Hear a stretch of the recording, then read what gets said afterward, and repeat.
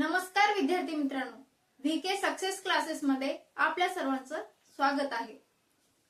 यामध्ये आपण इयत्ता 4थी साठी असणाऱ्या स्कॉलरशिप परीक्षेची तयारी कशी करावी आणि त्यावरील आधारित प्रश्न आणि त्यासाठी लागणारे सोपे ट्रिक्स बघणार आहोत। तर चला तर आपण सुरुवातीला आज शिकूया सम आणि विषम संख्या। सम संख्या म्हणजे ज्या संख्येला 2 ने भाग जातो त्या संख्येला सम संख्या म्हणतात। किंवा आपण असंही म्हणू शकतो, ज्या संख्येच्या शेवटचा अक्षर किंवा ज्या संख्येच्या एकक स्थानी 2, 4, 6, 8 आणि 0 या संख्या असतात त्याला आपण काय म्हणतो? सम संख्या। तुम्हाला आलं का लक्षात? ज्या संख्येच्या शेवटी किंवा ज्या संख्येच्या एकक स्थानी 2, 4, 6, 8 आणि 0 या संख्या असतात त्या संख्येला आपण सम संख्या म्हणतो।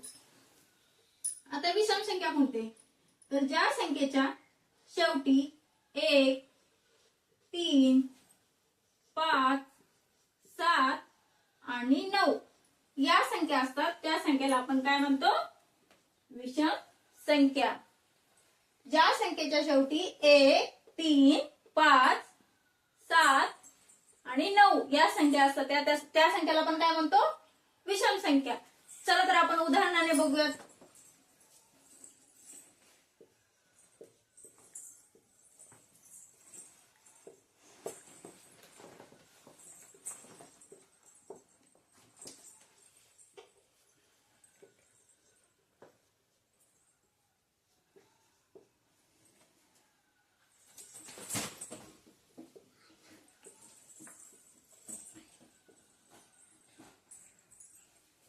तर मला सांगा, या संख्या सम संख्या आहेत का विषम संख्या? आपण कसं ओळखतो? ज्या संख्येच्या शेवटी 2, 4, 6, 8 आणि 0 असेल तर त्या संख्या सम संख्या। आता बघूयात आपण या संख्येला, ही संख्या काय कुठली आहे? 24। तर या संख्येच्या शेवटी 4 आहे म्हणजे ही संख्या सम आहे। आता इथं बघा 646 या संख्येच्या शेवटी म्हणजे एकक स्थानी 6 आहे आणि जर 6 असेल तर आपण काय म्हणतो? सम संख्या। इथे बघा या संख्येच्या शेवटी 2 अंक आहे म्हणून ही देखील संख्या सम संख्या आहे। आणि इथं बघितला तर या संख्येच्या शेवटी 0 आहे म्हणून ही देखील संख्या सम संख्या आहे। आता उदाहरण आपण विषम संख्यांचं बघूया।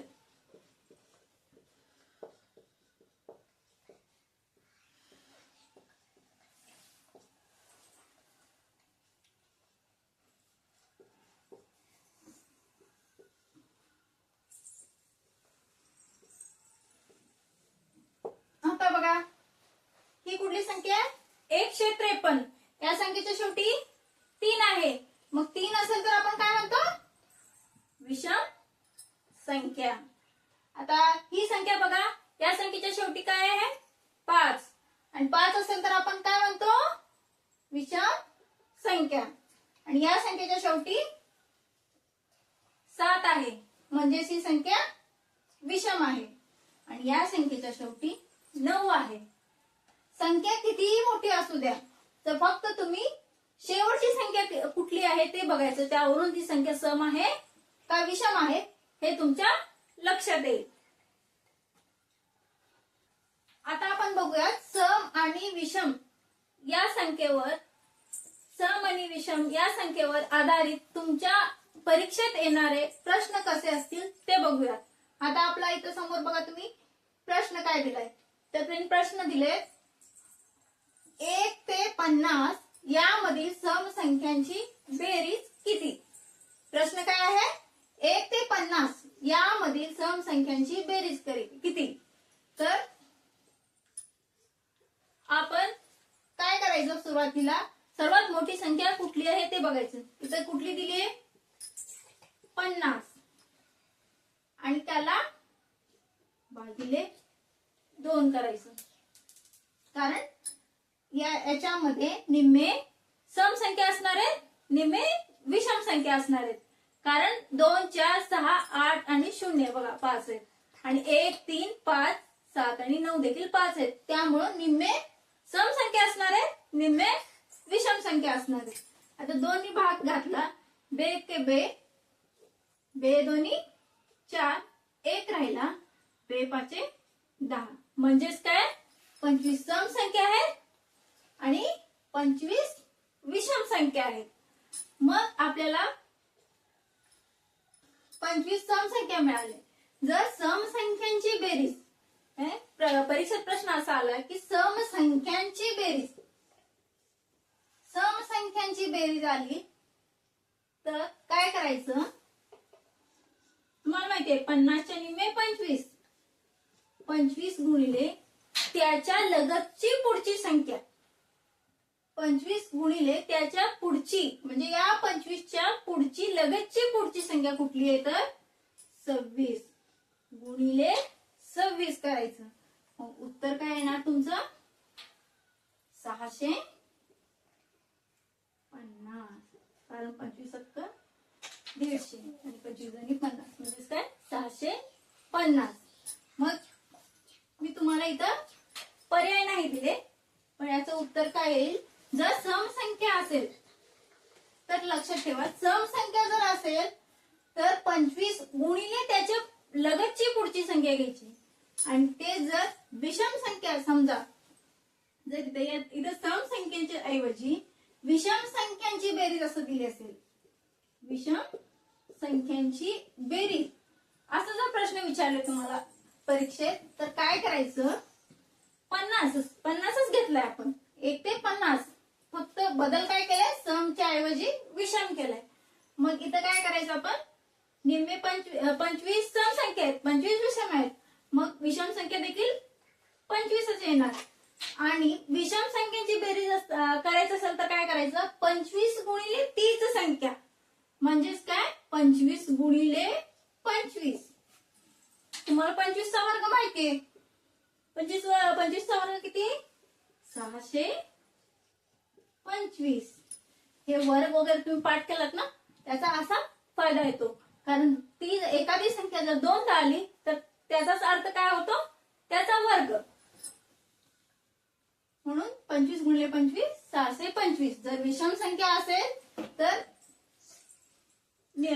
50 च्या निम्मे विषम संख्या 25 आले, 25 गुणिले 25 म्हणजे तीच संख्या असं करायचं. आणि जर सम संख्या दिली असतील 25 गुणिले त्याच्या लगतची पुढची संख्या घ्यायचं. मग याचं उत्तर 650 येईल, याचं उत्तर 625. एकच प्रश्न आहे. आणि हे सम आणि विषम जर म्हणले तर 25, सम म्हणले की पुढची संख्या आणि विषम म्हणले तर तीच संख्या. ही साधी सोपी तुमच्यासाठी ट्रिक्स आहे. असं मोजत नाही बसायचं आपण, तर डायरेक्ट काय करायचं 25 गुणिले 26 करायचं सम संख्या असेल तर, आणि विषम संख्या असेल तर 25 गुणिले 25. मग उत्तर जे येईल, हे जी संख्यांची बेरीज जी आहे ना 625 आणि 650. आपण दुसरा उदाहरण बघूयात. प्रश्न काय आहे, सलग 3 सम संख्यांची बेरीज 36 आहे तर मधली संख्या कोणती. प्रश्न काय दिलाय आपल्याला, सलग 3 सम संख्यांची बेरीज 36 आहे तर मधली संख्या कोणती. सोपे. इथं त्यांनी बेरीज किती दिलीत आपल्याला 36. मग 36 असं लिहून घ्यायचं. आणि किती संख्या म्हणले 3 भागिले 3 करायचं. 12चा पाढा तुम्हाला येतो, 12 त्रिक 36 म्हणजे 3 1 3, 3 2 6 म्हणजे उत्तर किती आलं 12. उत्तर किती आलं तुमची मधली संख्या 12 आली. आता समजा याच प्रश्नात त्यांनी मधली संख्या दिले आणि लगतची संख्या विचारले. लगतची लहान संख्या किंवा लगतची मोठी संख्या विचारले तर काय करायचं, 12च्या आधी लगतची संख्या लहान संख्या कुठली ती 10 आणि मोठी संख्या कोणती? 14. म्हणजेच हे लक्षात येईल बाळांनो तुम्हाला, ह्या संख्यांची जर बेरीज केला तर तुम्हाला 36 ही या संख्यांची बेरीज केला तर 36 मिळेल. म्हणजेच मधली संख्या 12 आहे. आणि आता जर समजा जर तुम्हाला लगतची लहान संख्या जर विचारले, 12च्या आधी कुठली येते? सम संख्या 10.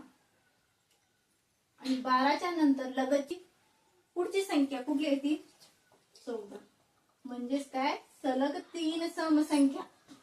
सलग 3 समसंख्या कुठल्या आहेत तर त्या 10, 12, 14 असा पण प्रश्न येऊ शकतो. तर त्या संख्या कोणत्या? मधली संख्या दिल्या असतील तर छोटी मधली लहान संख्या आणि मोठी संख्या कुठल्या तर ते असं येणार 10, 12, 14. मुलांना अशा पद्धतीने भाग उडवता येत नसेल तर आता आपण इथं 36 घेतलेलं आणि 3 केलेलं. आपण असं लिहितो 36 इथं 3 इथं. तेच आपण काय करायचं? अपूर्णांकामध्ये लिहायचं. वर 36 आणि खाली 3.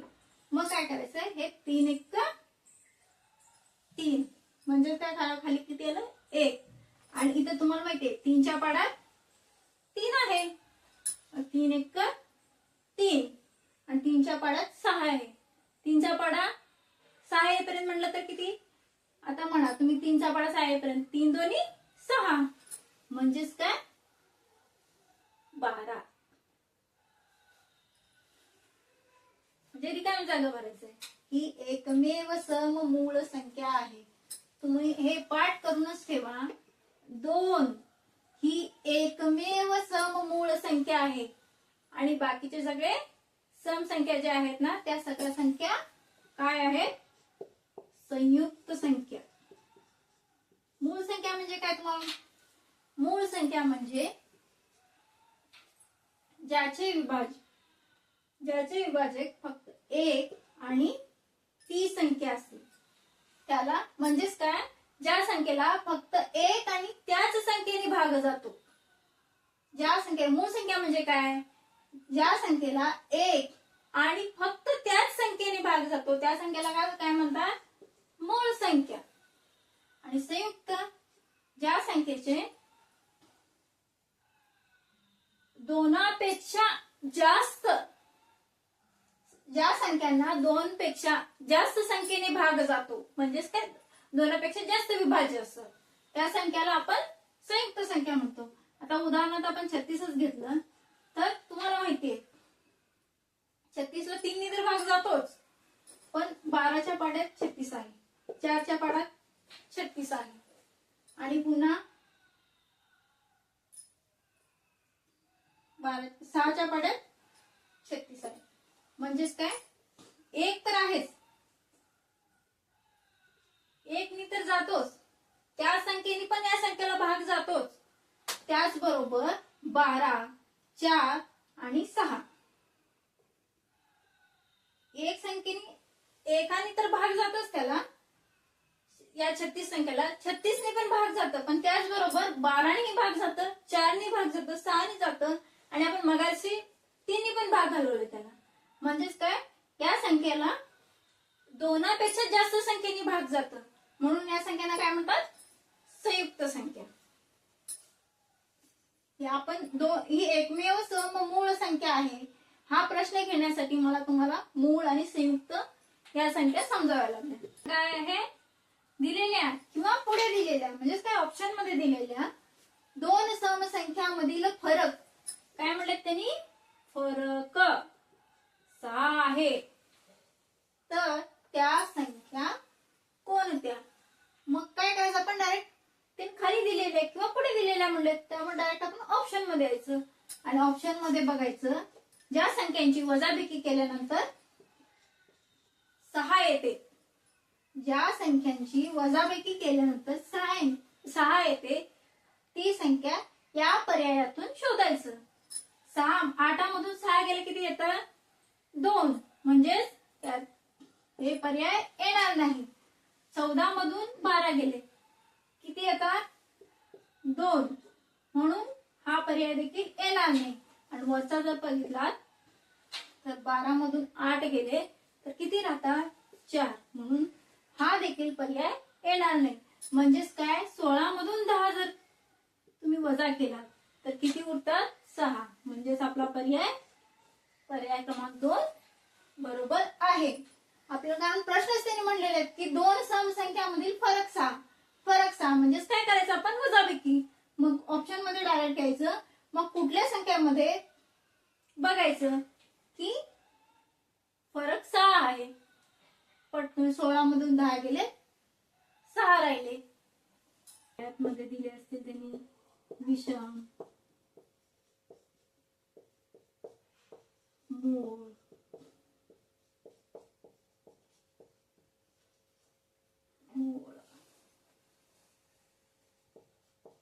सम आणि चौथा यापैकी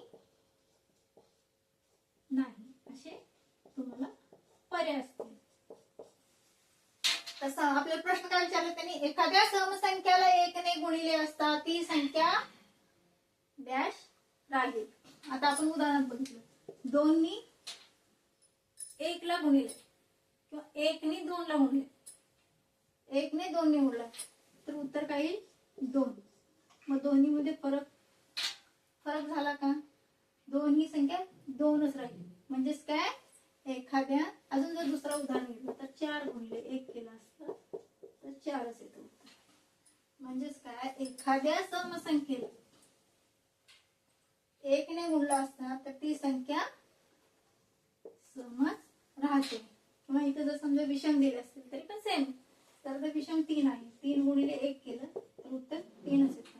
म्हणजेच काय एखाद्या विषम संख्येला 3 ने गुणिले असता ती संख्या, एखाद्या विषम संख्येला 1 ने गुणिले असता तर ती संख्या विषमच राहील.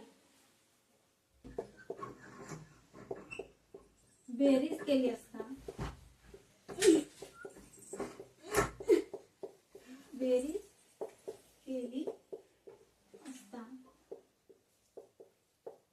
कुठले दोन समसंख्या घ्या, 2 अधिक 2 तर बेरीज काय येतात समसंख्याच येतात. 6 अधिक 6 म्हणजेच काय 12. ही पण समसंख्याच आहे.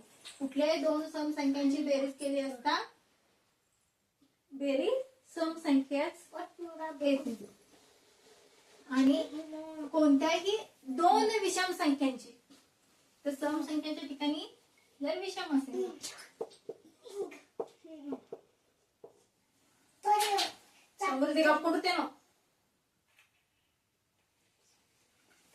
कोणत्याही दोन विषम संख्यांची बेरीज केली असता उत्तर काय येईल.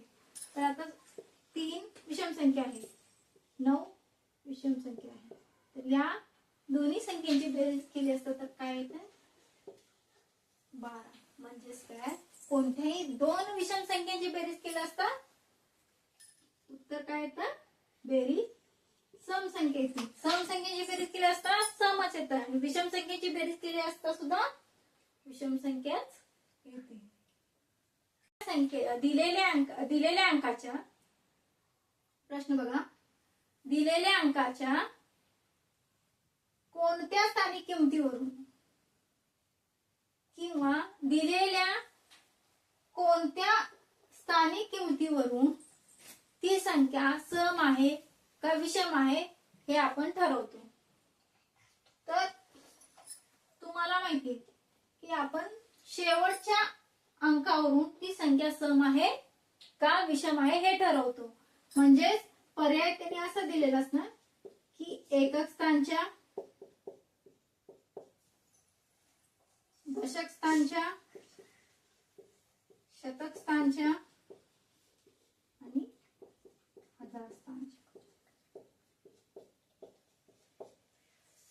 तर काय येईल, कारण कुठलीही संख्या सम आहे का विषम आहे त्या संख्येच्या एकक स्थानावरून आपल्याला समजतं की ती संख्या सम आहे का विषम आहे. त्यामुळे त्याचं उत्तर काय येईल, कुठलीही संख्या आपण ती सम आहे का विषम संख्या आहे हे त्या संख्येच्या एकक स्थानावरून आपल्याला समजतं. म्हणजे त्याचं उत्तर काय आपल्याला येईल एकक येईल. हे प्रश्न नाहीये, मी डायरेक्ट उत्तर लिहिलेलं आहे. हे प्रश्न नाही, डायरेक्ट मी उत्तर लिहिलेलं आहे. तर काय म्हणलंय तिथं बघा, 5 क्रमवार समसंख्यांची बेरीज तिसऱ्या संख्येची 5 पट असते. प्रश्न तुम्हाला असा येईल, 5 क्रमवार समसंख्यांची बेरीज पर्यामधून काय येईल? मग त्या संख्येची दुप्पट, त्या संख्येची 5 पट, किंवा असं पहिल्या संख्येची दुप्पट, दुसऱ्या संख्येची 5 पट, किंवा तिसऱ्या संख्येची 5 पट, किंवा चौथा ऑप्शन असं असेल की दुसऱ्या संख्येची 5 पट. तर आपण डायरेक्ट इथं आपण उत्तर लिहिलं का त्याचं उत्तर काय येईल? तिसऱ्या संख्येची 5 पट असते. 5 क्रमवार समसंख्या असतील तर त्यांची बेरीज तिसऱ्या संख्येची 5 पट असते. तर ते उदाहरणाने आपण समजून घेऊया. आता समजा 2, 4, 6, 8 आणि 10 या क्रमवार समसंख्या आहेत. 2, 4, 6, 8 आणि 10 या क्रमवार विषम संख्या आहेत. आणि किती 1, 2, 3, 4, 5 इथं काय दिले? 5 क्रमवार. 1, 2, 3, 4, 5 म्हणजेच काय 2, 4, 6, 8 आणि 2, 4, 6, 8 आणि 10 ह्या क्रमवार 5 समसंख्या आहेत. आणि त्यांची बेरीज केली असता आपल्याला हे बघायचं आहे की तिसऱ्या संख्येची 5 पट मिळते का. तर तिसरी संख्या कुठली आहे? ही पहिली झाली, ही दुसरी झाली, तिसरी. तिसऱ्या संख्येची 5 पट म्हणजेच काय, तिसरी संख्या 6 आहे, त्याची 5 पट म्हणजे 5. तिसरी संख्या म्हणजे मधली संख्या, कारण इकडं 2 आहे, इकडं 2 आहे. मधल्या संख्येची